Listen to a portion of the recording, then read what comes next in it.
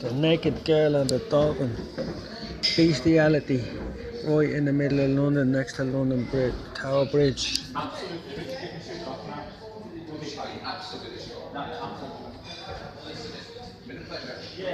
Greek performing acts, they're called Beastieality, sleeping with animals, the sickening Greek. There's a Greek pit. There's a Greek pit outside the mayor's office where they sit behind the glass and look up the skirts and stuff while they're performing from behind the glass, whatever they're doing. They dig pits, they catch my children in pits like wolves and bears, it says in the Bible. There's the Greeks there. Now they're not the Macedonians, the Milesians, they're not my ancestors who conquered the Greeks, they're not the Milesians, because the Milesians weren't into that sort of thing. The rest of the Greeks hated their guts because they weren't into all of that. Look, Beastieality.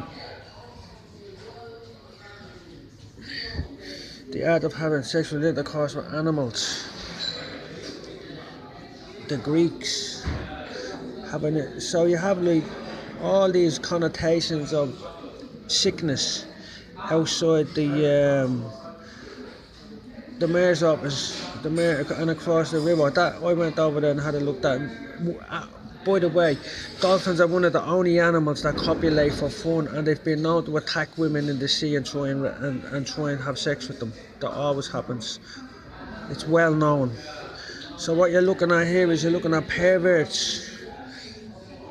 So if you have a lot of perverts in an office, I'm not saying they're in the but whoever built it, there's something going on.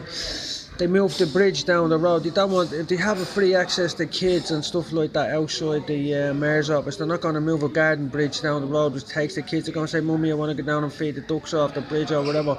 That's going to be more fun for kids, isn't it? So they're going to shut down the bridge operation, you know. So that's what you're looking at. And there's Beastieality right there. A naked. And she's probably naked outside the brasserie. In London they call a prostitute a brass. So you get the brasses in. So when you're you get a few brasses in and whatnot with the boys. So that gathers across the road. It's a big posh hotel, and across the road from that you have a place that has the connotations of torture. What is the Tower of London? It's a monument to butchery. You say the houses the crown jewels, but really what it houses is loads of torture implements. If you've ever been in there, you can see it, and it says dragons are here on one of the saddles given by the Greek, or not by the Greek, the Hungarian, which was probably part of the Greek Empire, the Greek thing to one of the princes. I'll pause it and I'll show you.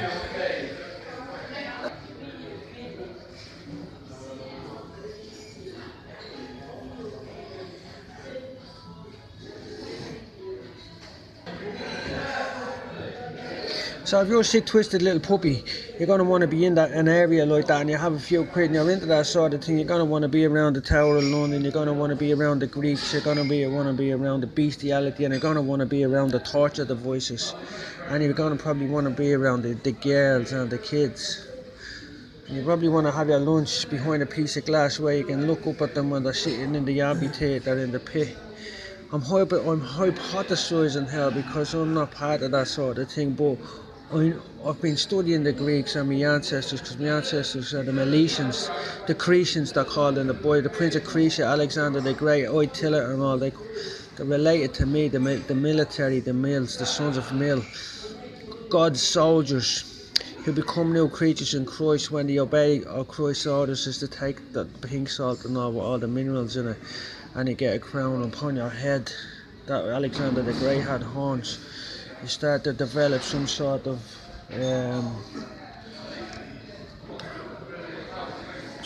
mechanism against them. When they get too big for their britches, send them back to their boots. If they get too big for the boots, send them back to their roots.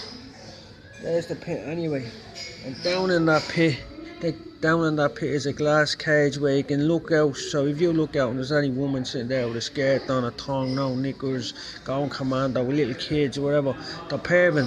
It's pure Greek. Greeks are dirty little fuckers, they were indeed. There was no morality amongst them. They used to hump on the stage in front of all the kids and all the sickening, and that's how we get all the sicknesses, the clap and all of these things come from having sex with animals. But if they're having sex with dolphins, the dolphins will catch the diseases of the people, and I don't say that dolphins have many sexually transmitted diseases. These diseases came about from Greeks and stuff, humping sheep and animals and cows and cattle and llamas and stuff. We hear all these sick things. That's what you're looking at. Perverts and torture implements smack bang in the middle of London, right across from the corridors of power, the mayor's office. You see, so what can you believe out of these people's mouths, that what they're teaching you, when they have all of these monuments to barbarism all around them, and idolatry and all sorts of filthy sickness. You don't want them around, you don't want them running the show, you don't want them. There's even something called sea beastieality. There it is, there, look, there's something with fish and all there. So there's the dolphins, that's called sea beastieality. It has a category of its own. With a hump of the dolphins, they do sick motherfuckers. And look at the background of the Greeks. You see them things, them standing towers with the idol on top of it? That's what takes your life away, the vampires. You always see around pyramids and stuff and idols like that, it's always desert around them because it sucks the water out. There's a drought upon the water of Babylon, and if you look at the Babylon from inside the Vatican, the god of the Babylonians, he's in a cloud. So there's the drought upon the water of Babylon, it says in the Bible. So there's loads of stuff, and you're not supposed to go up the damn steps. It says there, take the millstone and grind the mill, uncover the locks. It says in Genesis 22, don't go up the steps to anything in case they see your nakedness. So if you're going up to worship God up the steps, God demands it in Genesis 20 that you don't put a tool to a stone. That's where. So these are definitely not altars to our God, the one true God. Because God says, He says, don't do it. Don't. Hold on, I'll pause it. I'll get it for you.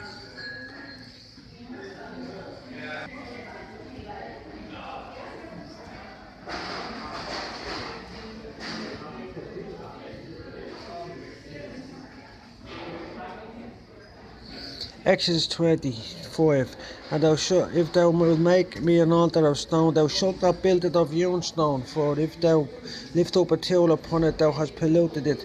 Neither shalt thou go up by steps unto my altars, that they might see thy nakedness, or that the nakedness might be discovered therein. So there you go, that's God telling you not to build any steps, because if you're wearing a skirt and all the perverts will be looking up your skirt. That's even God, it's in the 10 Commandments. So what do you make of people that actually build a pit with steps in it and sit a restaurant on the far side of the glass so you can look up all the kids' skirts and all and perv and see your nakedness? So this is supposed to be a Christian country with morals and a moral structure and values and stuff like that. And people are wondering why the place is going tits up and there's carnage in the city. That's facts from the internet. I didn't make any of this up. I'm just telling you what other people done. I'm researching this, and I'm researching it. I went back over it. So there's all the information you need to know about the precious Mayor of London's office and why they promised the kids a bridge to go across and then took it away, and robbed 47 million quid's gone missing now as well. If I robbed a bar of chocolate, I'd be down 6 months or something, 3 months or something like that. They're just nicking 47 million quid and perving up kids' skirts and up seeing people's nakedness, as it says in Exodus 20. Forbidden idols.